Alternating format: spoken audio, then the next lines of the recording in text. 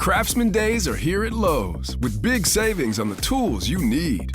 Save $100 on the Craftsman V20 6-tool power tool combo kit, now at $199. No matter what the project is, Craftsman's high-quality, high-performance products empower you to build on.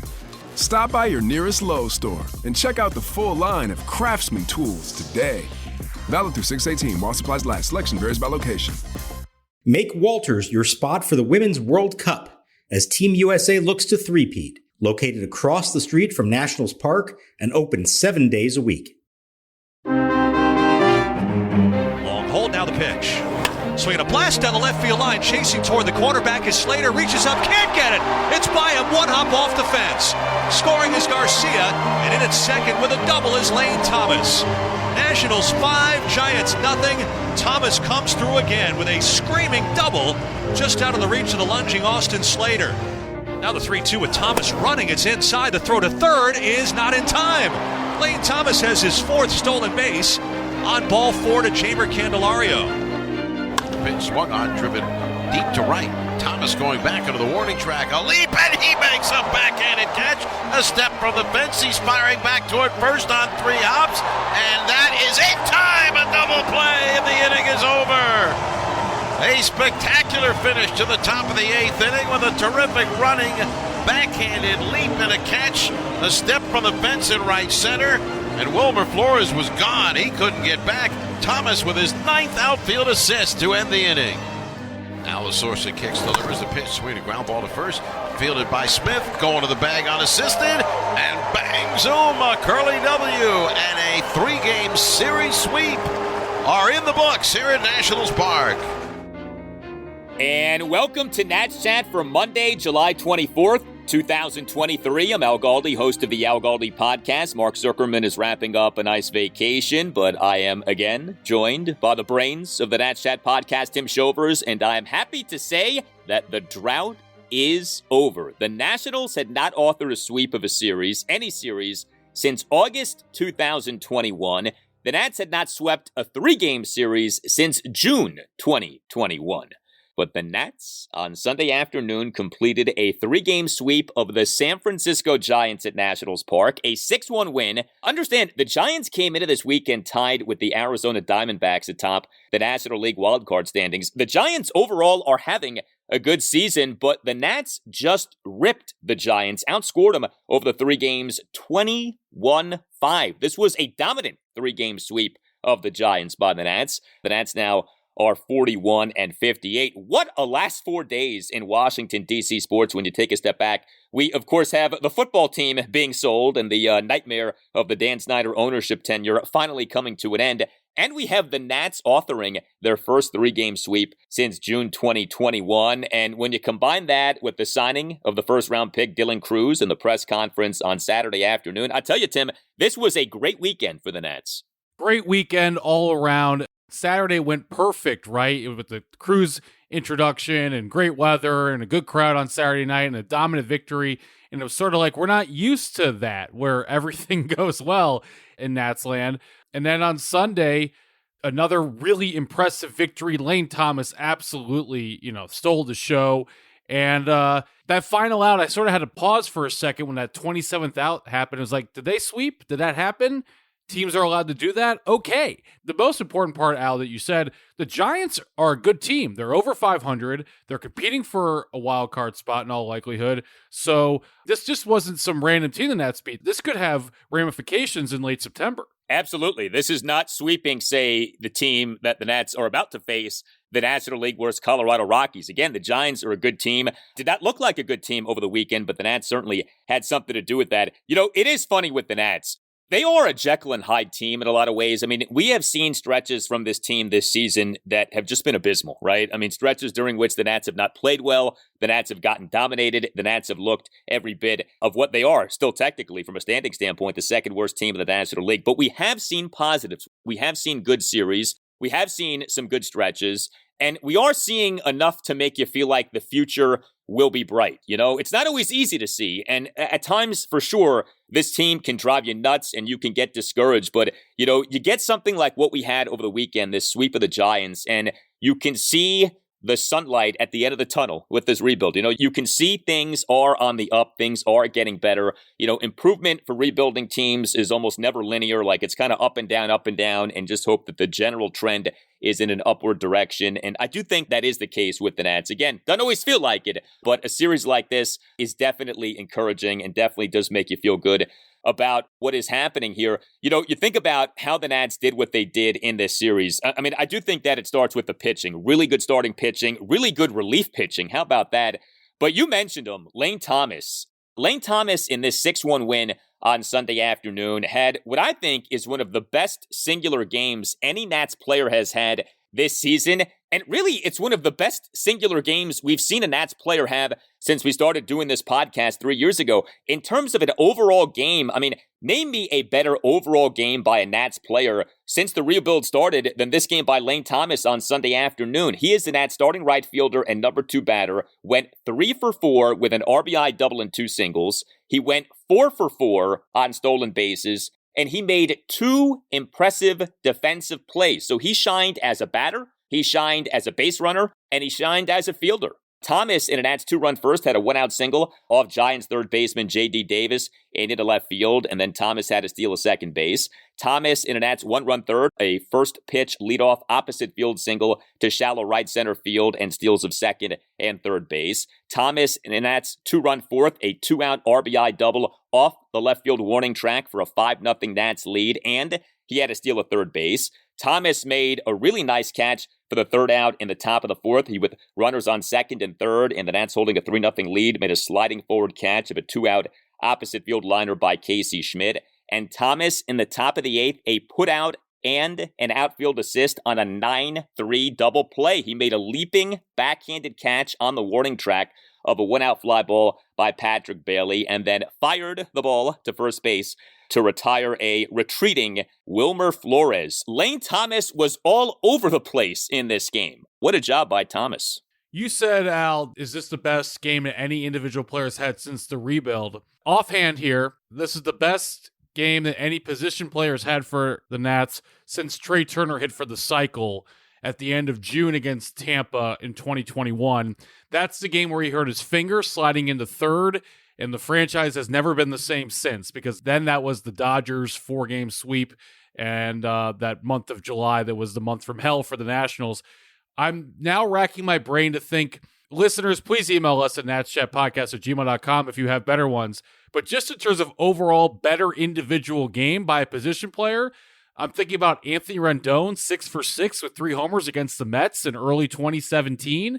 I struggled. I'm sure there's others out there, but this was just such an impressive game because, as you said, 3 hits, the multiple plays in the field, and then 4 stolen bases, which is very, very rare, of course. I mean, certainly there are guys who have had better offensive games, right? Like 3 for 4 with an RBI double and 2 singles. That's good, but I mean, plenty of guys have had better days than that. But it's the game in its entirety, right? Again, hitting, base running, defense. Like all 3 things that a position player does, this guy excelled in on Sunday afternoon. So, it's another reminder of the season that Lane Thomas is having. He's number 1 among all qualified Nats players in OPS for this season at 835. I mean, you do have to wonder, a week from Tuesday is the MLB trade deadline. Are we in the dying days of Lane Thomas as a Nat, or are the Nats going to be holding on to him? I mean, as we've talked about, I think Lane Thomas should be viewed more as a piece for the future as opposed to someone who should just be traded to the highest bidder this year. I'm not necessarily totally against trading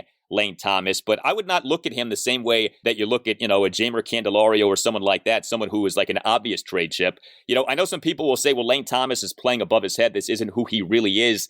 Yes and no. Maybe he's not the 835 OPS guy that his OPS for this season suggests, but this is season number 3 for Lane Thomas as a Nationals player. And if you look at the overall body of work for Lane since coming to the Nats, he has been a well above average league batter. The guy can hit. I don't look at what he's doing this season as some fluke. This isn't some cute little run that Lane Thomas is on that he's never going to be able to duplicate again. No, he hit really well over the final 2 months of the 2021 season. He ended up being an above average batter for the 2022 season, and he's having this very good, I think, all-star caliber 2023 season. And so, you look at him, you say, all right, he's under team control for multiple seasons to come. Yes, the Nats minor league system is loaded with outfielders, but, there are no guarantees with any of these guys. I would not be in such a hurry to get rid of Lane Thomas, again, you listen to offers. I'm not saying that you absolutely don't trade him, but man, I would have a hard time just saying, yeah, just get rid of him and get something back for him. No, I think for the Nats, it would make sense to keep Lane Thomas, assuming that you don't get overwhelmed with an offer. I had a feeling we would talk about the trade factor on today's episode for Lane Thomas.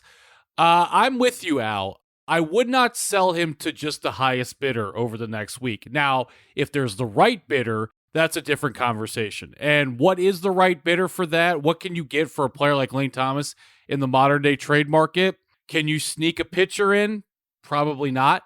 You would have probably 10, 15 years ago. Given the fact that I don't think Mike Rizzo will get the proper return for Lane Thomas, I say keep him. And as you said, use him as a piece. And also, you can use him as a trade chip again for future time down the road, if appropriate or applicable. Don't feel like you just have to get rid of him. Like, for instance, Jeimer Candelario, the highest bidder, period. Whatever the best deal you get for him next week, that's that, and I would move on. But Lane Thomas is in a different category.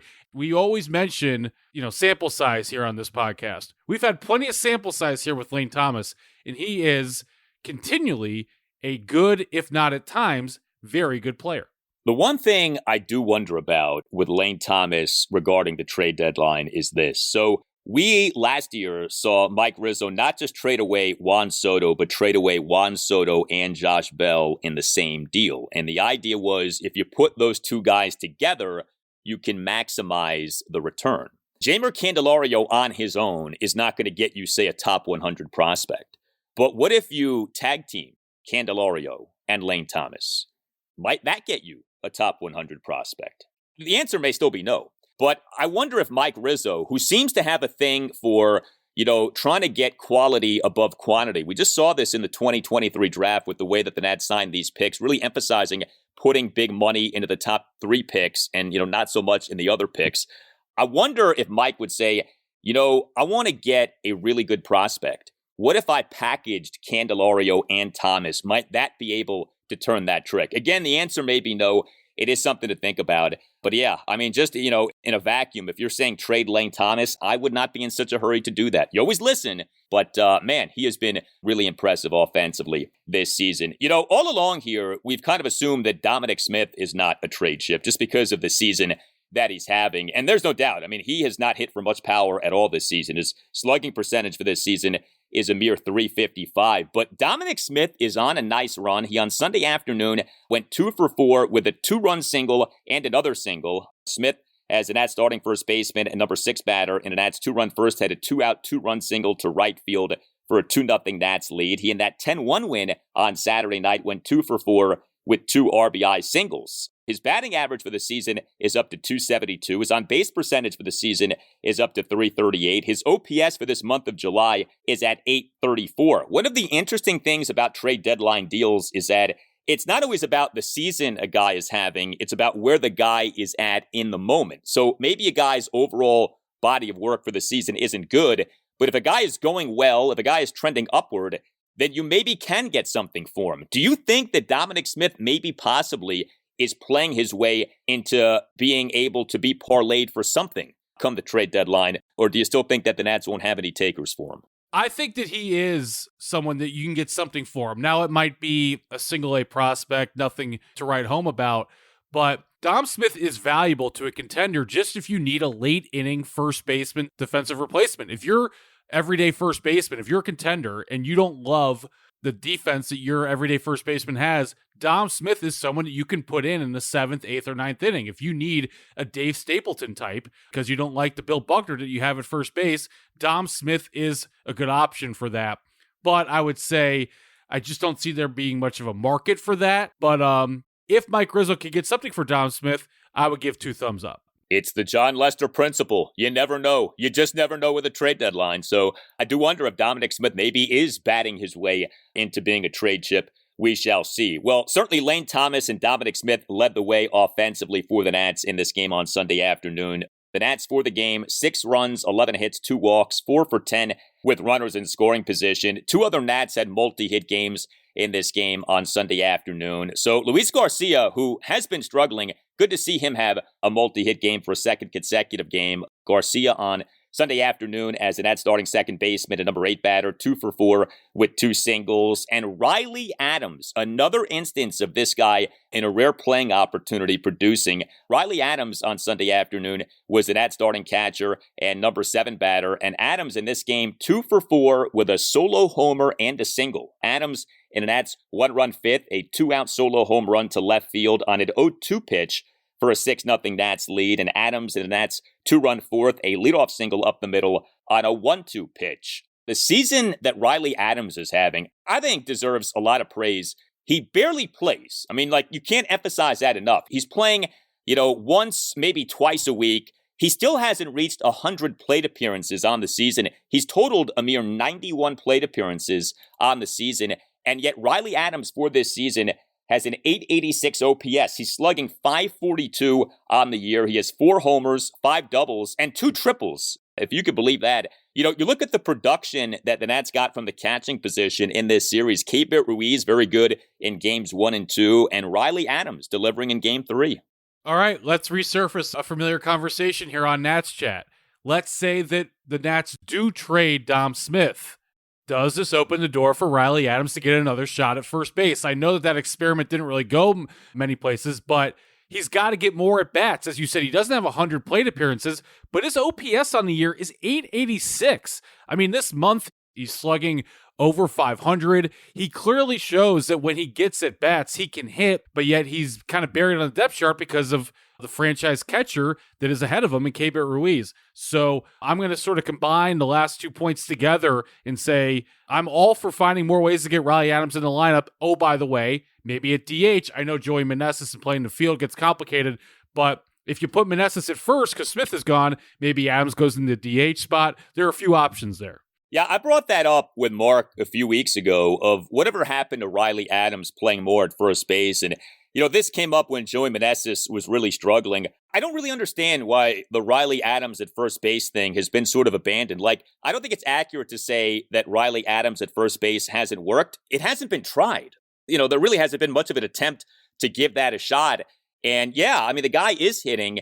To get him some more at-bats, I don't think would be so bad. I mean, hey, if the Nats do end up trading Dom Smith, that presumably would make Joey Meneses your every game first baseman, and then that would open up some DH opportunities for Riley Adams, or vice versa. Meneses stays as a regular DH and Adams plays some more first base. Look, I know that playing first base, you can't just put anyone there. Defense at first base does matter, and, you do have to demonstrate a skill and an aptitude for the position, and you can't just, fall out of bed and be a good first baseman, okay?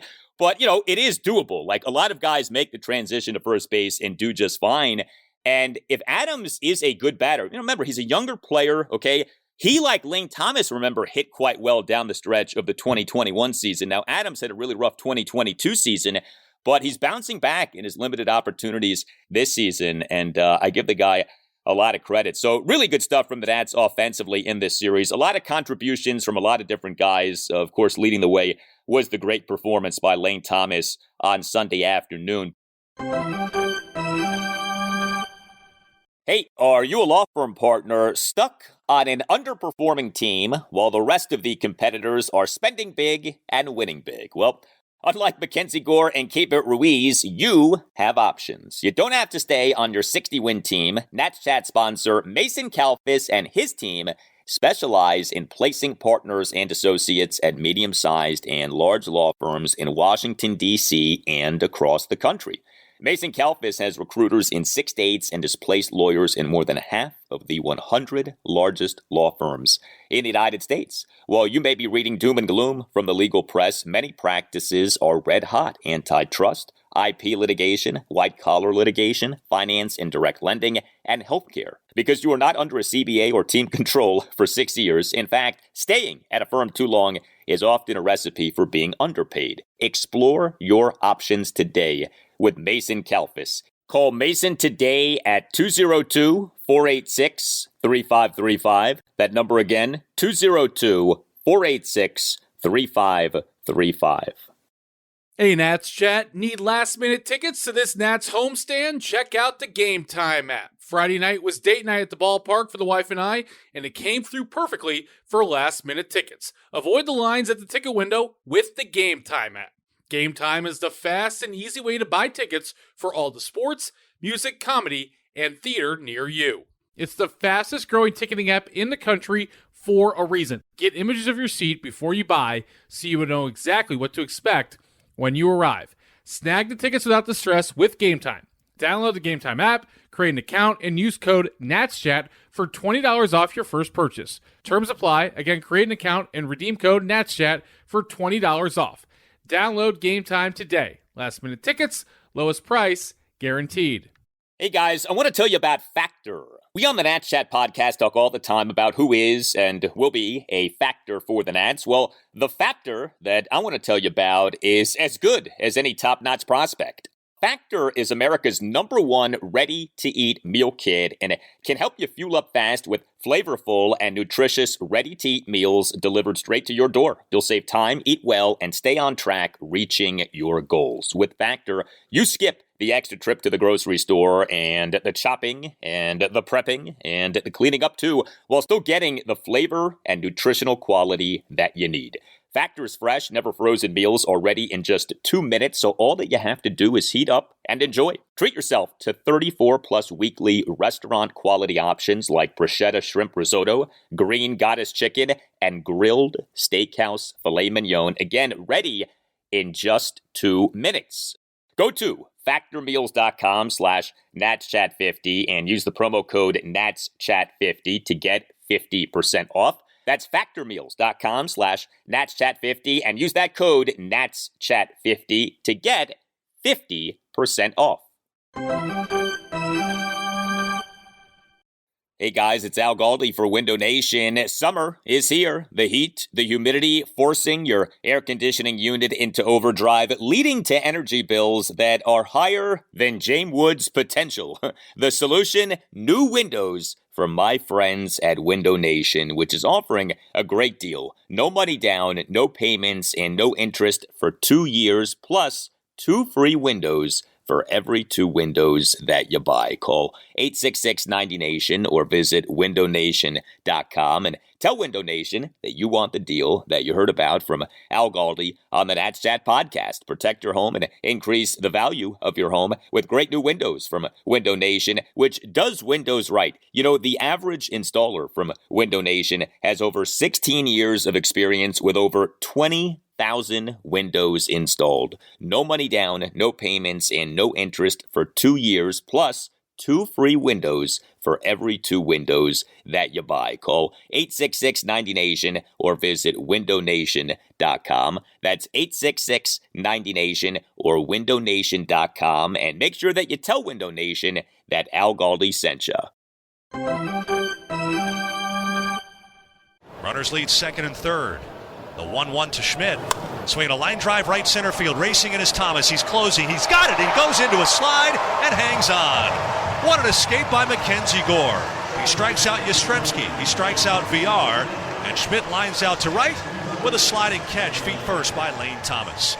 Also leading the way for the Nats in this 3-game sweep of the Giants was excellent pitching. The Nats in this series, very good starting pitching in all 3 games and very good bullpen work. It's crazy how baseball can work. This Nats bullpen was a mess.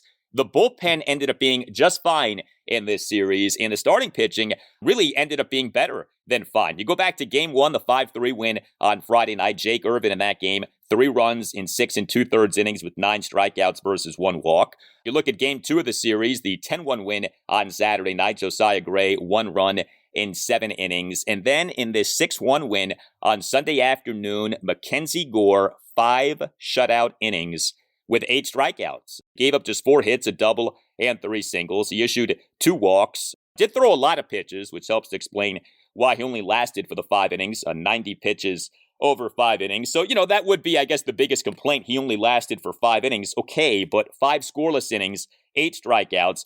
This to me was Gore's best outing in nearly a month. You got to go back to the 8-3 win at the San Diego Padres on June 25th for the last time MacKenzie Gore pitched as well as he did on Sunday afternoon. Gore in that win at the Padres, 1 run in 5 innings, 9 strikeouts. As you may recall, he had a big strikeout of Juan Soto in that game. It had been a weird last few weeks for Gore. He had not pitched much.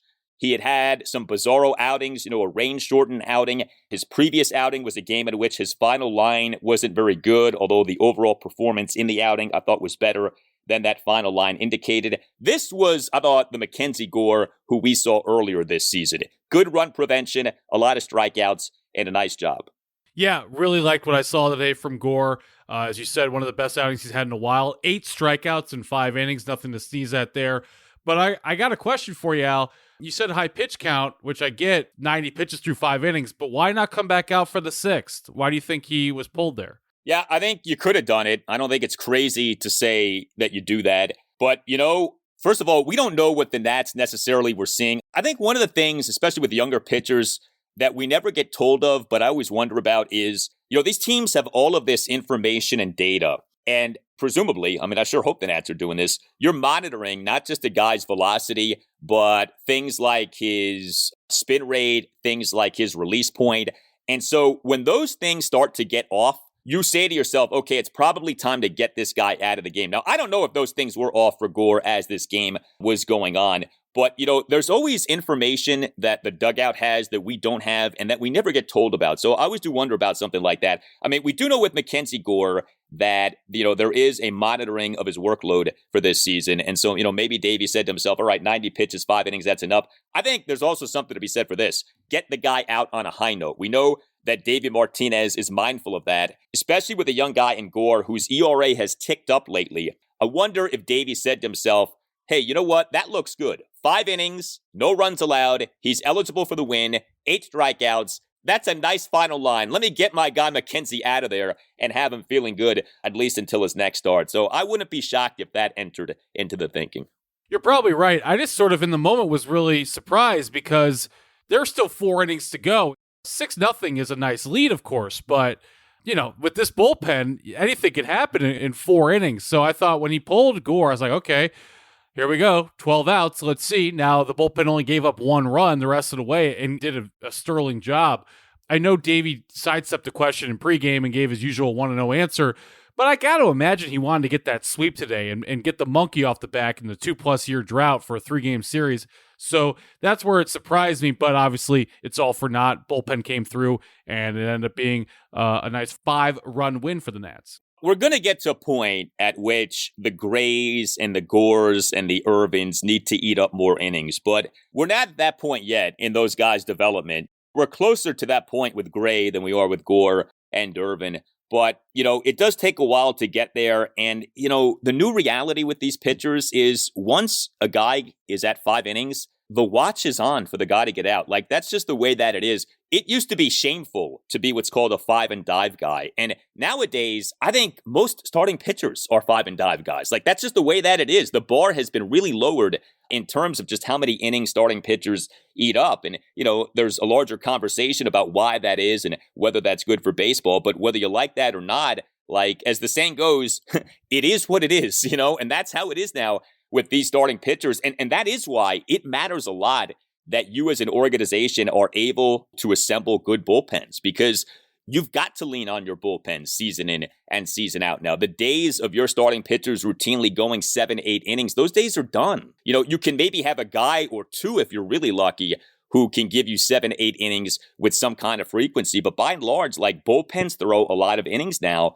And, this is a thing with the Nats moving forward. I know that they want to, build with starting pitching, and that's a big thing with Mike Rizzo. And that's great. And if you can do that, more power to you. But, good luck doing that in this day and age. Like, you can have good starting pitching, but what is good starting pitching in 2023 is different than what was good starting pitching in 1973. There's a big difference in terms of the workloads for these starting pitchers. But yeah, the Nats bullpen, this was something in this series. So on Sunday afternoon, 4 Nats relievers combined to allow 1 run in 4 innings. Jordan Weems, a scoreless top of the 6th. Amos Willingham, top of the 7th, gave up a run on a pinch leadoff opposite field home run by Jock Peterson to left field to cut the Nats lead to 6-1. But Mason Thompson, a scoreless top of the 8th, and Joe La Sorsa, a scoreless top of the 9th. Nats relievers in this series combined to allow 1 run in 8 1/3 innings. And here were the relievers who were used in this series. Game 1, Jordan Weems, Jose A. Ferrer, and Kyle Finnegan. Game 2, Rico Garcia and Joe LaSorsa. And Game 3, Jordan Weems, Amos Willingham, Mason Thompson, and Joe LaSorsa. If you're not paying attention to the Nats on a day-in, day-out basis, you hear those names, you're probably like, who? What? Who the heck is Rico Garcia? Who the heck is Joe LaSorsa? Who the heck is, Amos Willingham, Jose A. Ferrer? But this is what the Nats bullpen is right now. And I do think it's encouraging, albeit mildly, small sample size, etc. Finnegan only pitched in one of these 3 games, and yet the Nats still had a good weekend in terms of the bullpen. To me, all the stats you just said of the bullpen, that's the most important part. They got 1 inning out of Finnegan, that was it. And yet it was basically smooth sailing the rest of the way, other than the 1 solo home run that Amos Willingham gave up to Jock Peterson, who it seems like that's what Jock Peterson does. He hits towering solo home runs. I don't want to get too excited about this. I mean, you take the wins when they come, but we all know that this could flip on a dime very quickly with the bullpen. Just a few days ago in Wrigley Field, things were way, way, way different for this pen. But the one thing I really like is that Joe LaSorsa had 2 good outings 2 days in a row. I know his ERA is very, very, very high right now, and he's barely been with the team. But they're going to need a lot of help here in August to get through it, especially if Finnegan gets dealt, which I don't know if he will. So that is a guy I'm keeping my eye on, and I'm hoping could really move his way into the back end of that A bullpen, along with Jordan Weems. Jordan Weems, 2 solid outings this weekend. Jordan Weems has really stepped up his game since coming up from Rochester a few months ago. Yeah, I think there's upside with Weems. I mean, I don't know if he can be trusted. I don't know if he's going to demonstrate the consistency by which you are a quality reliever, but the guy can strike people out, and there is upside there. So hopefully the Nats are able to cultivate that. Yeah, we don't know. I mean, the Nats next up have this 3-game series against the worst team in the National League, the Rockies. And I mean, that series could be another really good series for the Nats. That series could be a series in which, you get some like 11-10 softball type scores. I mean, who knows? The Rockies are awful this year. So we'll see. And the bullpen, I think, is going to be up and down the rest of the way. And maybe even, not up and down, maybe even more down than up. But it was good to see what the bullpen did in this series. And it does show you that, hey, even without Hunter Harvey and Carl Edwards Jr. and Thaddeus Ward and still waiting on Tanner Rainey, this bullpen is capable of having a good series and just had a good series against, again, a contending team and the Giants. So next up for the Nats, this 3-game set against the Rockies at Nationals Park. Game 1, Monday night, 7:05, Patrick Corbin will be the Nats starting pitcher. Game 2, Tuesday night, 7:05, Trevor Williams will be the Nats starting pitcher. And Game 3, Wednesday afternoon, 12:05, Jake Irvin will be the Nats starting pitcher. That's another thing about this series, the good starting pitching. The Nats' 3 starters in this series were the 3 young guys in the rotation, right? Jake Irvin, Josiah Gray, MacKenzie Gore. That's what you like to see. Yeah, you got good starting pitching in this series from your 3 young guys in the rotation. 3 guys who are, potential pieces here moving forward. I thought that was nice. So you look at the Nats now, the record on the season is 41-58. The winning percentage is .414. That translates to a 67-win season. The Nats last season won a Major League worst 55 games. The Nats this season are tracking toward winning 67 games, and yes, avoiding a 100-loss season. 67 wins would mean 95 losses. To what extent do you think the Nats' final record matters this season? I would really love to avoid 100 losses, even if it means winning 63 games versus 62. I just think that long winter, those aesthetics would matter for whatever that's worth. My goal preseason, Al, for this team was to flirt with 70 wins. I thought that would be a real improvement because, man, you forget until you just said it right there. 55 wins last year. That is so many losses.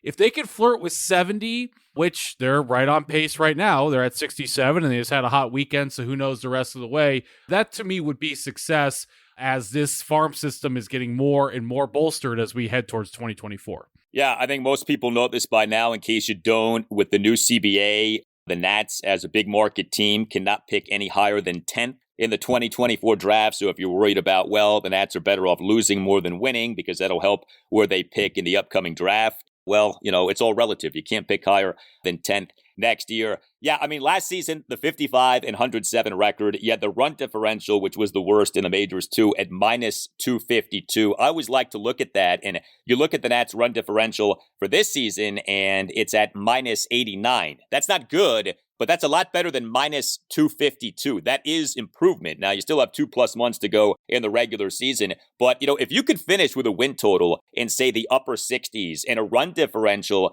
that, is around minus 100 or minus 110 or something like that, just off the top of my head, that is drastic improvement, okay? Again, it's not good. It's certainly not the destination, but from where you were last year, if you could finish with 67 wins, a run differential, that's minus triple digits, but not by that much, that would be improvement. So that would be good. And, you think about it, you improve by 12 wins this year from 55 to 67. If you could do the same thing next year, that would get you to right around 500, with a 79-80 win season. So, baby steps is how we're proceeding here. But yeah, the Nats are a better team this season. You see that in something like this sweep of the Giants, and we'll see what happens here moving forward with this series coming up against the Rockies. You tell us what you think. Hit us up on Twitter at Nats_chat. You can email the show, natschatpodcast@gmail.com, including if you would like to sponsor the show. We'd love to have you on board. Hit up Tim, see what we can do for you, natschatpodcast@gmail.com. We have a website that we invite you to check out, natschatpodcast.com. You can get yourself a Nats Chat podcast t-shirt by going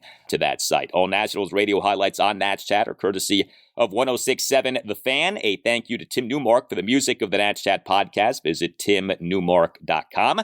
So for Tim Shovers, I'm Al Galdi. Mark Zuckerman will be back for the next installment of the podcast. We thank you for listening, and we're going to leave you with some more now from LSU head coach Jay Johnson on Dylan Crews, talking about whether Dylan Crews, who was a center fielder for LSU, profiles to be a center fielder in the majors. Enjoy. Yeah, he's a legitimate center fielder. I mean, if you go back and you look in Omaha, and that's a very big ballpark, and some of the plays that he made in the College World Series, he made them look easy. And, when he was the right fielder as a freshman, when I came over, I was like, you're going straight to center field, because I believed he could do it because the game instincts and the baseballness and the speed. And then now it's like, you're not going to find me a better center fielder in college baseball. I think he won the Gold Glove in center field this year. And there's only one per position and out of 300 teams. And so I'm very confident in that.